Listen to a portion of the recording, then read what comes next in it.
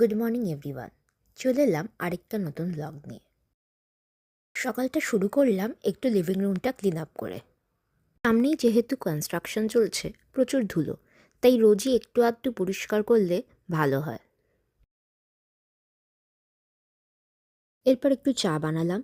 এই সময়টা দুজনে আমরা চা বা কফি প্রতিদিনই খেয়ে থাকি।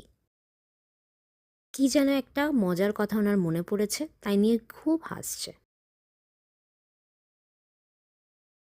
আজ দুজনেরই অফিস, একসাথেই বেরোলাম বাইকে করে। আজ আমি একাই ছিলাম অফিসে, আর কেউ যায়নি। একটু পরেই বেরিয়ে পড়লাম বাড়ির দিকে। হালকা জ্যাম ছিল, বাট তাও বেশিক্ষণ লাগলো না, তাড়াতাড়ি বাড়ি পৌঁছে গেছিলাম।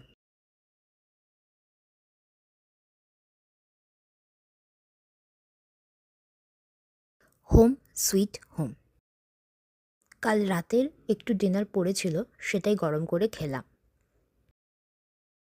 আর একটু অফিসের কাজ নিয়ে বসেছিলাম, করতে করতেই সন্ধে হয়ে গেল। দাঁড়াও, দুটো জিনিস অর্ডার করেছি, দেখাই তোমাদের। কিছুই না, দুটো অয়েল কন্টেনার আর একটা কড়াই অর্ডার করেছিলাম কাস্ট আয়রনের।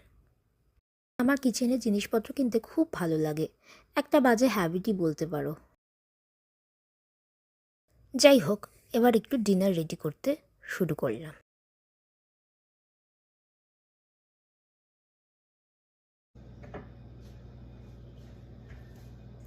আজকের মেনু পনিরের তরকারি আর তার সাথে রুটি। এই পনিরটা খুব সিম্পল বানানো, জাস্ট আলু, ক্যাপসিকাম আর পনির, আর একটু আদা বাটা দিয়ে সব মশলা গরম মশলায় ফোড়ন দিয়ে বানাতে হবে। খুবই চটজলদি খাবার, আমার খুব পছন্দের। আমাদের কুকটা কলকাতায় গেছে, তাই রান্নাটা এখন আমাদেরই করতে হচ্ছে। আমি পনির বানিয়েছিলাম আর বর রুটি করেছিল। তারপরে দুজনে টিভি দেখতে দেখতে ডিনারটা সেরে ফেললাম, আর তারপর ঘুমিয়ে পড়লাম। ব্যাস, এইটুকুই ছিল আজকের দিনের ব্লগ। ভালো লাগলে প্লিজ শেয়ার অ্যান্ড সাবস্ক্রাইব করবেন।